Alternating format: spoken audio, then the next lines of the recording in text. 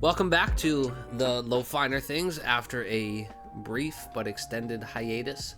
Life has kind of gotten in the way of some things, and in the midst of all the chaos and this heat, glad things are all settled. Glad to have you guys back in front of me as letters on a Squadcast screen. How you guys doing? Whitley, it's your turn to go first. It's always me. Oh, I'm happy to be here, but it is hot. It's very hot in Saskatchewan right now. Ooh, the thing!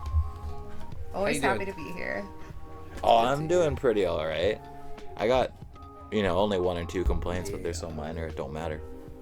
We're not boiling It's like you wild guys. out here right now, and it's not even as hot as it was a couple weeks ago. I did get a heat warning of potentially 35 to 40 next week. 39 degrees outside of my house right now, and it's 28 degrees inside of it. Oh, ew. But we're getting by. I don't need no AC. I too am an AC-less household, and it's brutal. Many fans. My roommate just buys them for the dogs. He's like, oh, we got 3 dogs, so 2 air conditioners seems fair. I think you need one per dog, honestly.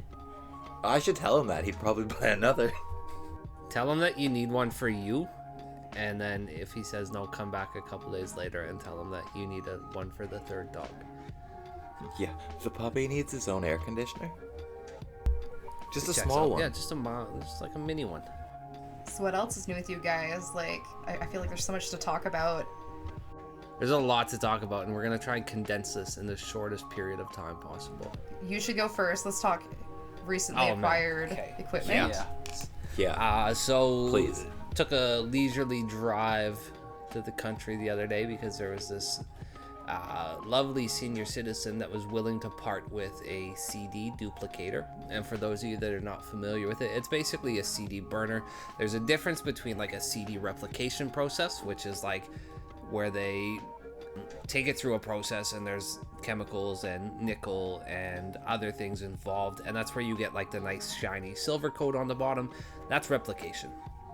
Really good for mass producing albums when you have a following that you can essentially guarantee that you're going to sell all of those copies.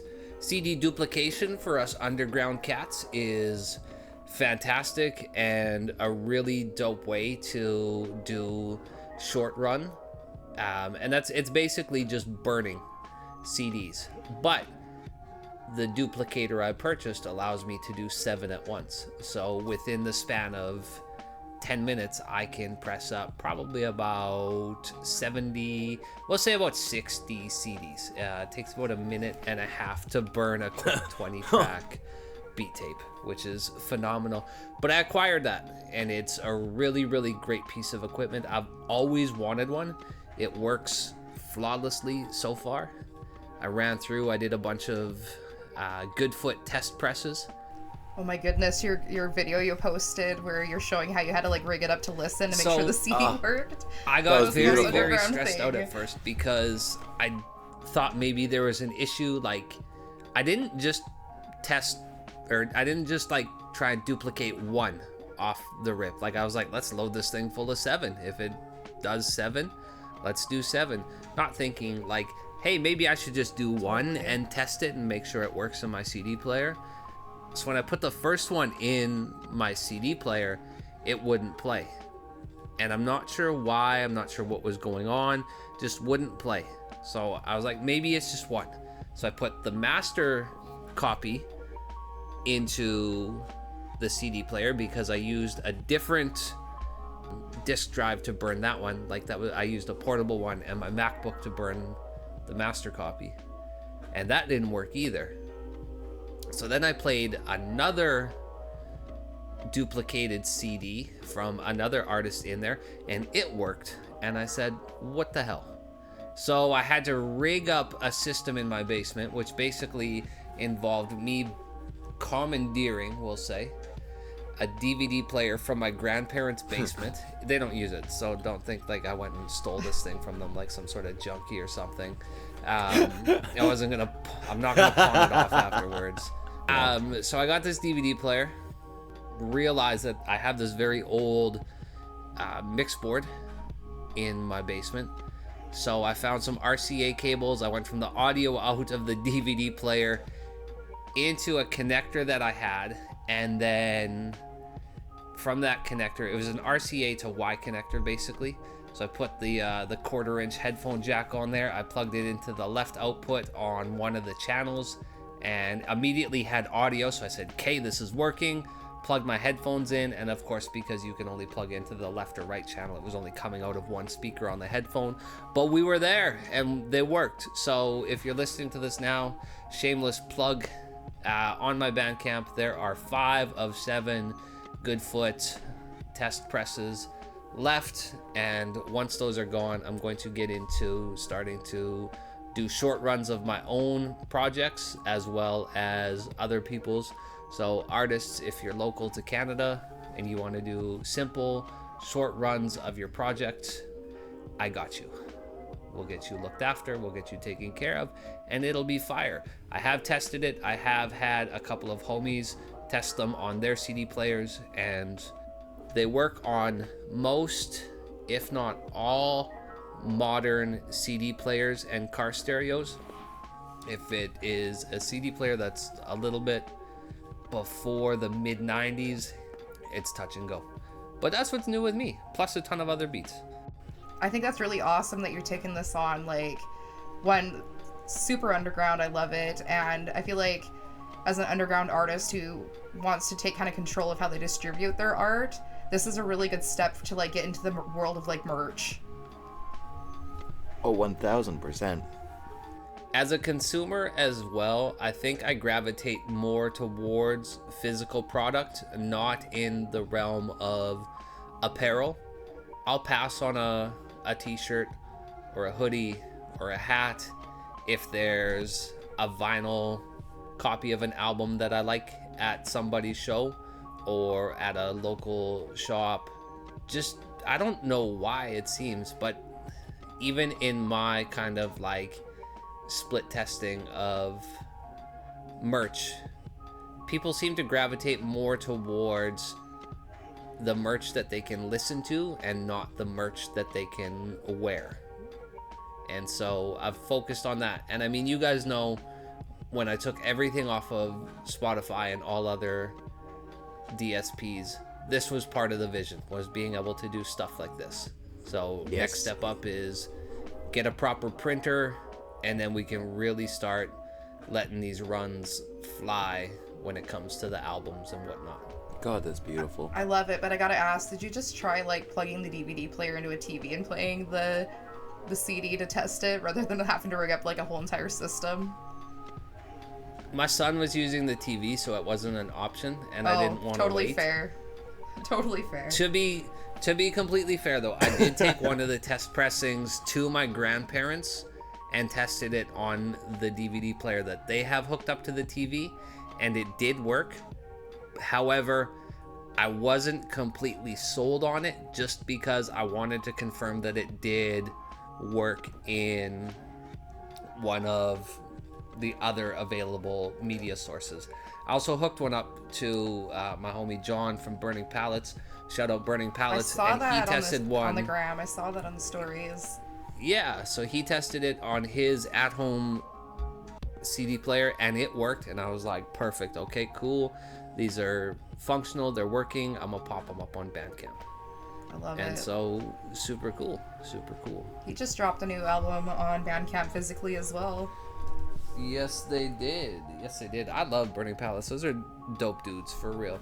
And also, like, just people that really understand and get, like, the whole guerrilla concept of doing things, like, out the trunk, metaphorically. Like, just being your own, like, do-it-yourselfer. Like, somebody who just really understands the concept. We've got something really cool in the works. Oh, I was hoping you would say that. I was wondering. Yay! I like stuff. We do. Yeah. And I'll let you know off recording what we're working on. I might have already told you. I can't remember. Our secret's a little finer thing. I love It's secrets. a secret little finer thing. For now. It's for us, not for you. So yeah, that's what's new with me. What about What about you guys? What's new? What's cooking? Cal, I seen you released something recently. Cal's released I was just looking. Cal's released like 4 or 5 songs since we last had a podcast. Have I actually? Yo, you're on yeah, you have. Oh, dude, I'm sitting on way more. Escape. This is just on Bandcamp. Escape, Goal, Reflect, and then recently Fun Guy, which is my favorite lately. I know it just released like yesterday, but I've listened to it like 54 times. That's what I'm looking for. Keep the repeat listening up. You're doing great. No, I've just been sitting on so much stuff. Like, I have probably 15 projects that are still done and finished. I just been distracted with life, so I haven't been doing anything. So I finally been like, hey, you should probably release some stuff. Oh, I love it, man. Well, I got nothing better to do now again. It's good. I've been had busy last couple of weeks. Lots of friends in from out of town and like things like that. People I haven't seen in a while popping into life, so I've been too busy. Yeah, me too. I've been busy, hence the summer break / hiatus since we last had a pod. Right. I've been not doing a radio show either since like our last pod. It feels like all of July.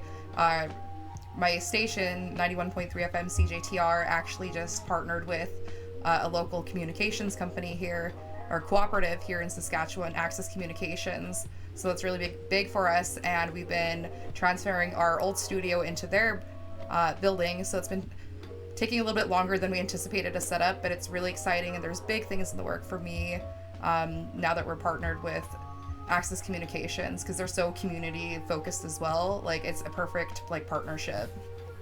Oh, that's really nice to hear. But outside of that, I've just been tackling home improvement projects. I feel like I should have been trying to do more music stuff, but I've kind of, we've said it before in previous podcasts about sometimes you have to like take a break from your art and like step away. So I kind of feel It's like, healthy. yeah, I feel like I needed to take a step away. And I feel like the break has been good for all of us too, to kind of recharge and focus on our busy life things happening this summer. I agree. I also have found like a means of contributing to like that desire to create in ways that are a little bit more convenient, I'll say. Having the Koala app on my phone has made things like really, really easy to sit down and create and not have to set aside an afternoon or an evening to like maybe pull up the stream and make beats in front of people. And I can just sit there and watch TV with my son, and if I get like an idea for a drum pattern in my head, I can flesh one out really quickly on the Koala app and then go back to being completely present and enjoying time with him. Yeah, it's really good because you can like do things like you can start, because I've used Koala a little bit. Like I'm still very much a novice. I have no idea what I'm doing. But like I love the convenience that you can just like pull it out, do something, and then pick up where you left off. Like it's so instant, like having it so accessible on your phone. I use it once in a blue moon. It's good. Usually what I'll do with Koala is I'll make my beat and then I'll record it into the SP, add some effects on it, run it through my chain, and then record it into FL, put a master on it, and then put it up. Oh, smart, man. It's a good way to do it. Super simple process. Super simple process. I feel Almost it. as easy as clearing samples. God. I cleared another one in like 2 days. Or yes. No, it took me 2 days, I think, because I needed that ISPQ or whatever the heck number it is. Oh, the ISRC code? That's the one. I don't know where my letters come Pain from. in the ass. That's because apparently I got another song releasing in a week on Spotify. Yeah. Good old 4 to Bandcamp, 1 to Spotify. It's only fair, I figure.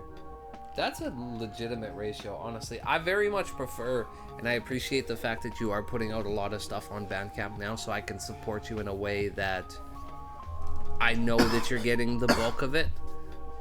Oh, come on. I made a whole takes that dollar out of 15%. I made $1 off Spotify. That was for me. Hey, man. You gotta do what you gotta do. You gotta get in where you get it, right? Yeah. Exactly that. But I do like the fact that,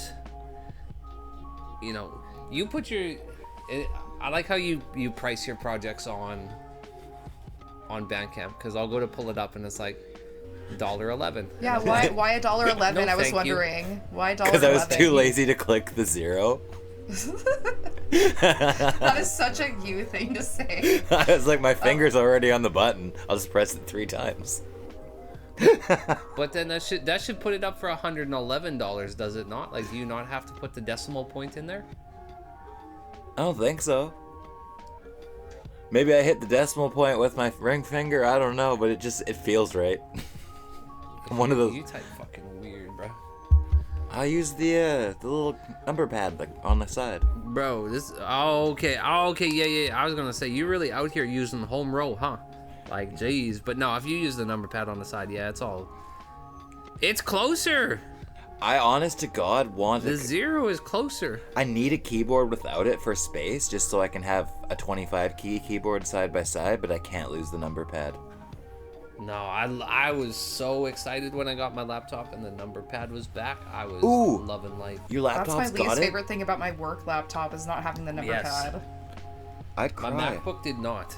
I'd cry. And when I got this one last summer, because the MacBook was starting to kind of shit the bed a little bit, and I thought it was on life support, I got a new one. And here we are. And now I use this less than my MacBook. Funny how that works. But it's a second spot where I have all my stuff.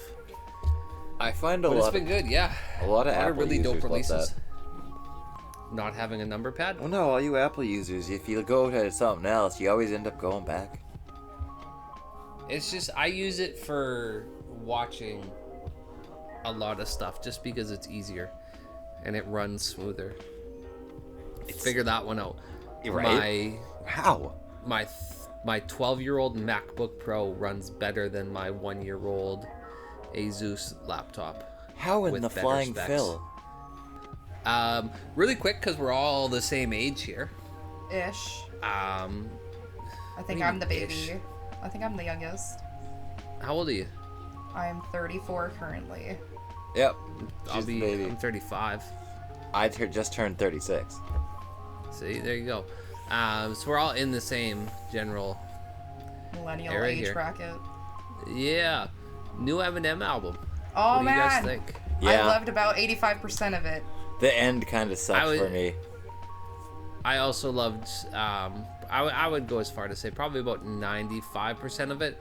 And the songs that I didn't like just were not, I thought Temporary and Somebody Save Me were a little bit out of place in the track listings. Yeah. But beyond that, flawless. The first time I heard the old, like, Slim Shady tone, I lost it. I was just like, oh my god, this is like nostalgia kicked in, and I got giddy, I got excited, because it's like, as an Eminem fan, and I think he even said it on the album, is just like, he doesn't get compared to artists that also put out a project in the same kind of quarter or year or whatever as he did.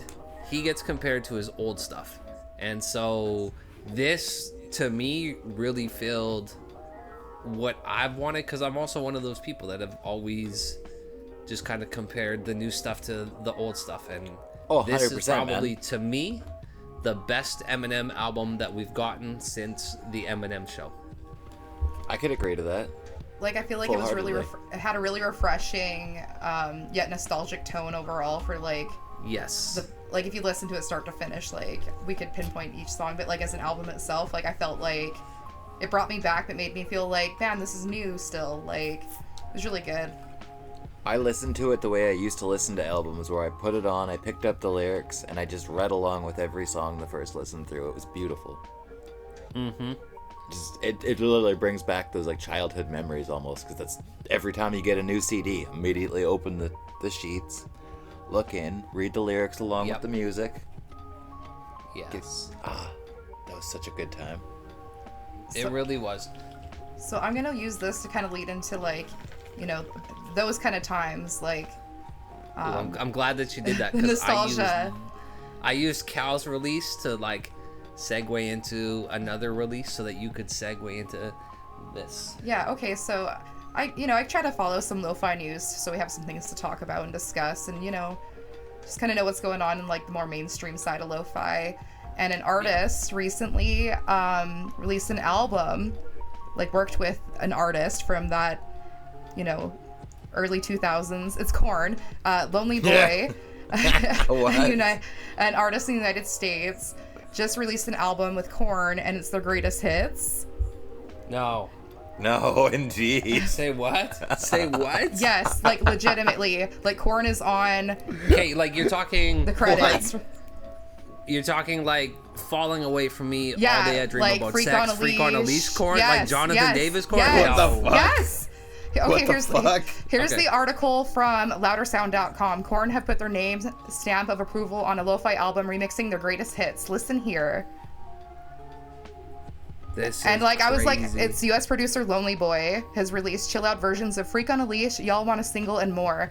And he's wowed new metal pioneers in the process. Which I have so many things to say about this. Well, one, I didn't even know who Lonely Boy was. Have you heard of Lonely Boy? Never. I was No. after like kind of skimming through this article. I pulled it up on my phone. I need to hear like Evie do like a Limp Bizkit's fucking remixed album or something, like to really go back to my childhood here. Right.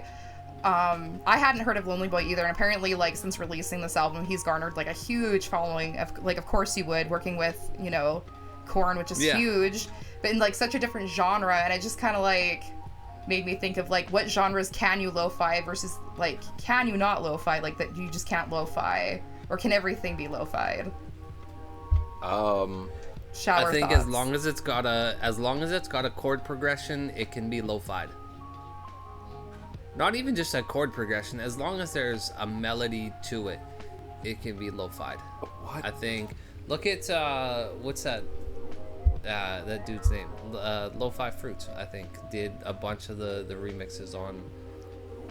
Well, on one of the Spotify. collectives like I'm familiar with is like the Remix Station, and they've done a lot of covers. I don't want to like poo-poo on any artists or anything, but I was actually really shocked that Korn worked with Lonely Boy, because I didn't think he was that good when I listened to some of his stuff. But he's releasing like a lot of these remixes I just of saw like that. old. I was creeping his page or his releases, and I was like, "What the hell?" There's a lot Yeah. of like everything gone lo-fi. Like Tupac, yeah, pretty much everything done lo-fi. I don't know. I feel like I've heard a lot better from other artists doing remixes of popular songs, so I was kind of shocked. But like, whatever, maybe he's good buddies with Korn. All power to ya. My beef, though, like, I love lo-fi remixes and covers, like, especially, like, from video games and anime. But when it comes to, like, popular mainstream songs, I feel like you have to do it properly, or it sounds like those old cell phone ringtones, like the MIDI ringtones. Yeah. So I'm pretty picky when it comes to, like, the covering of lo-fi.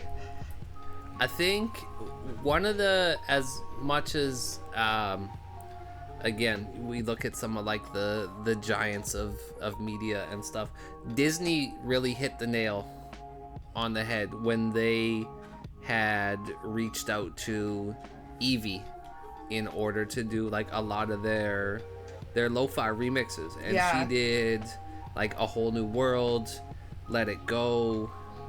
There were some other ones too.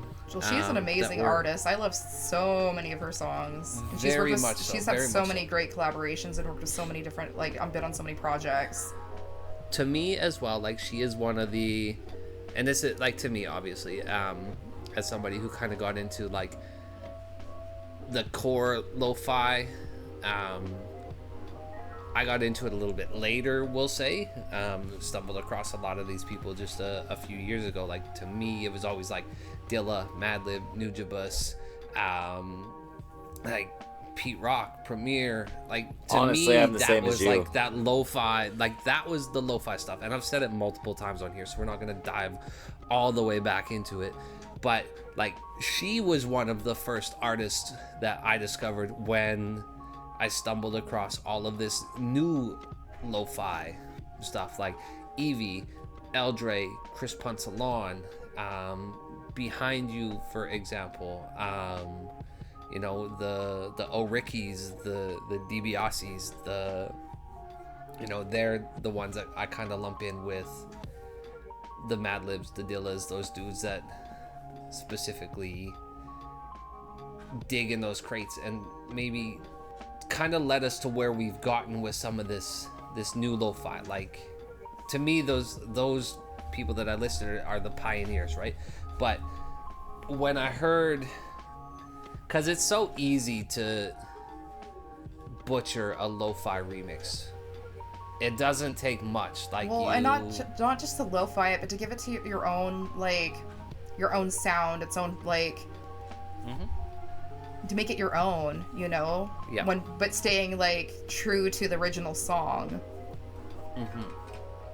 Cal, I know you've done, like, various amounts of remixes. Like, how do you approach the process? It all depends on the vocals for me, honestly. Like, instance being, I used some Raoul's song or whatever the hell that lady's name was. It's this big singy crap. And then I'm sitting on a Tom Waits cover still, too. We'll remix of him. And it's just, I'll sit there with my keyboard and I'll just play along with their vocals until I find something that's got that kind of feel and it hits the vocals right. And it's one of those. Drums are always the last thing I find when I'm doing that, which is backwards to how I normally work. Interesting. Always. Yeah, that's the only time I work backwards is remixes. Unless it's my Doom remix, I literally just kind of hit play on the vocals. And while I was playing on the MPC, and I was like, wait, these go together. That was a complete fluke. I find those are the best ones. Like, I will often I'll just make a beat, and then I'll be like, all right, what can I find that has like an acapella that's like 79 BPM or 84 BPM or whatever. Like, and then I'll just throw it over top and I'll be like, nah, this doesn't work. What's next? This. Okay, cool. I like doing like the radio freestyles. I like remixing those. I don't like necessarily remixing full songs or things that have been released. I like doing the radio freestyles and stuff. I like doing my weird stuff. Like, I really liked my last Aesop Rock remix I did, but that's just because I'm kind of obsessed with that man in a weird way. Everybody's got their shit, bro. At least I come by it honestly. Well, you could be like me where you listen to the same thing, the same beat tape 153 times in one work day. Yeah, you should do that again, by the way. Do you get anything for streams on your Bandcamp, or does it just help with your algos? I haven't done a deep enough dive into the Bandcamp algorithm. I think what really helps, because their whole thing is that artists keep X amount of dollars from their sales, and you know, we don't take this and that. They still take a 10% cut from me or whatever, a 15% cut from my albums, right? But to me, like, that's a fair trade. I'm using your platform. You can take your 10%. I'm still getting 90% of that, 80, I guess, after you factor in sample clearances. But to me, that's okay. That's a fair trade. What I think what drives their algorithm and their discovery is pre-orders, album sales, and things of the like. Because I know when I did Joey, that showed up on the Bandcamp Discover page very, very early on in the morning. And I think it's just because I already had like a good handful of pre-orders that had come through. That makes a lot of sense. Yeah. Goodfoot as well. Goodfoot still is my most streamed project on Bandcamp. My most supported outside of like the one-off beat tapes that I've done. Oh, really? But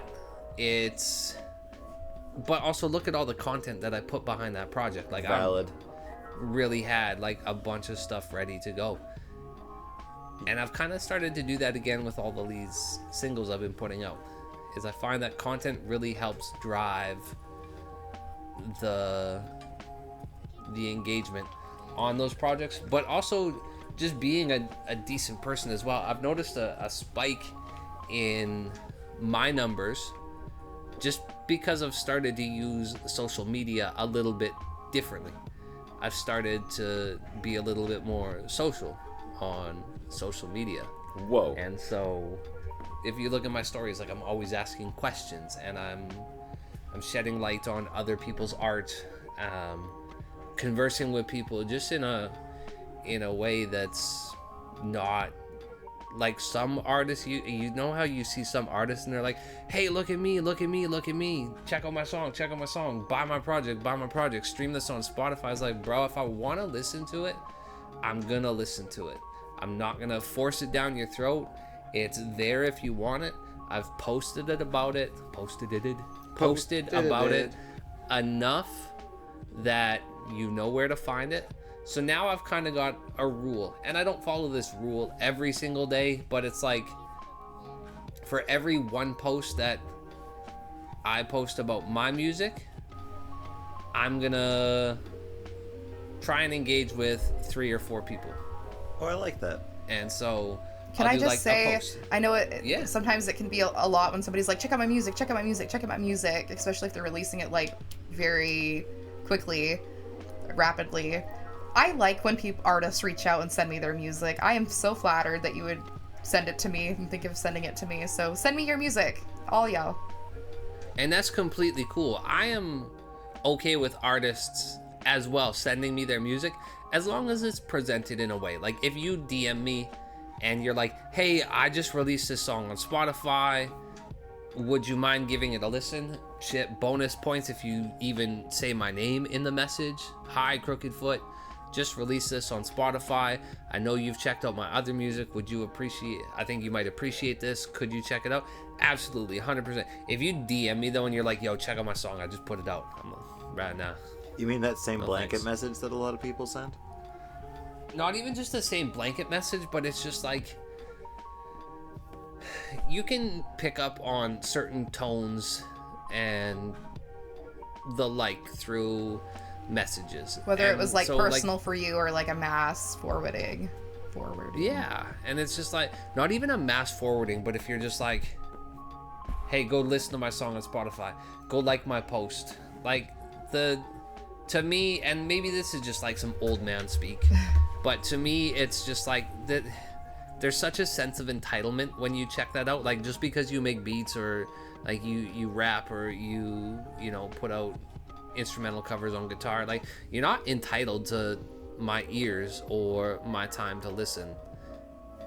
Same goes for what I just said, right? Like, I've posted about my shit enough that people know where to find it. If they want to listen to it, they'll listen to it. That doesn't mean I'm going to be lazy and not promote it, but I also don't message people and go, yo, check out my song, I just put it out. Go buy my shit on Bandcamp. Like, yes, I'll put it up on my story, like, hey, just put this out. This is where you find it. But that's up to you to click. I'm not messaging you saying, yo, go check out my shit. Go check out this beat. Like, it would be cool if they did. It would be cool if a lot of people did. But to me, like, it takes all of 12 seconds to be like, hey, Whitley, I just released this song on Spotify. Would you mind checking it out? Send message, right? It was like, bro, I know I already listened to it 10 times. It's on Put the repeat effort right in. now. Like, if you like put the same amount of effort into trying to ask people to listen to your art as you do creating it. And I think that's where, like, a lot of it doesn't take a lot to get somebody to listen to your song. It really doesn't. Like, it really doesn't. It's literally a lot of people. It's just as easy as, hey, so-and-so, I just put this out. Would you mind giving it a listen? It would really help my, whatever. Sorry, I always like when they reach out and they go, hey, like, I'm really happy with this. Tell me what you think, you know? Absolutely. I'm excited to me, share this. Let me know your thoughts. Okay, so to me, that's a shared experience, right? Like, 100%. that right there is a shared experience. Bandcamp does this really cool thing where they allow you to host listening parties. Oh, really? Something I'm gonna do in the future. I was a part of one of those. I think it was even for Goodfoot. It was for Goodfoot. So awesome. as a consumer, not as a host of this podcast and a colleague and a friend of mine, how did you feel about that experience? I thought it was really cool. That was my first time. So I wasn't sure what to expect, but it was chill. Like, there was like a little group chat and you just like listen to the songs together and you can like type to each other and comment. and just Oh, like that's listen through the cool. album. And me as like a listener of music, an appreciator of music, a curator of music, I really think that there's something special about listening to an album from like start to finish, like all the way through, especially when it's like new. I want to appreciate the not just each song, but like as the project as a whole. So I think that's really Oh, 100%. might not be for everybody, but definitely something like if you're a lover of music like myself, I can see that being beneficial. My iPods were always albums and not songs. Yes. Very much so. You'd listen to the Speaking whole of- album or nothing. Oh man, y'all gotta do a dive. Digging the greats on. Oh, his YouTube, YouTube. channel is beautiful, dude. Yeah. That's So I've been checking out. He's got the iPod? no Spotify. Yeah. No Spotify thing going on right now, like the mini documentary, and it's fire. Like I really like it. I want week 3. Yeah, I gotta catch up on week 2 really quick, but Oh, like to me, buddy. it's so good. It's yeah, I've been watching that guy for the last couple months, and my god, that experience seems really fun. It really, really does. I am So I'm kind of like not familiar. Like he's just not doing any Spotify. Yeah, he's not doing any Spotify. He went and tracked down an old iPod Classic, and he's specifically using that to listen to music on for the next month. So where is he getting the music? Just elsewhere? Yeah, Apple like he's Music. gone and like purchased music off of the iTunes store. Oh yeah. Hey, let's just ask people for album recommendations and give them listens. Exactly. That's I remember I was going on a work trip to I believe it was Calgary. Oh, I I'm think. sorry. It was like a work thing. I know, it was terrible. Did you That's the cream pie your worst drive boss? ever. However, the night before I went on this trip, I knew we were leaving at like noon, so I went and I purchased every available Tribe Called Quest album Oh, on beauty. iTunes store, and just put my headphones in and listened to that for 8 hours there. It was great. I was gonna say, that sounds like a beautiful drive. Yeah, it was good. So yeah, that's kind of it. That like that's all the insight and adventure that's been going on in my life recently. Well, I feel like this is like a good like catch up point now. We're back up to speed. We've talked about some stuff going on. Let's maybe not wait another like month and a half to, Yeah, to do this again. We'll be back on schedule, everybody. Yeah. Oh, 100%. I can move again. I'm good. Do you guys realize though that your belly button is just your old mouth? Yeah. I don't like to think about that. Okay, Isn't that random aside. I've always said if I was a doctor, my trademark between births would be Audis. I would make every motherfucker an Audi. That would be my thing. They'd be like, oh fuck, another Chris baby. Another Chris baby. He's an Audi. Oh my goodness.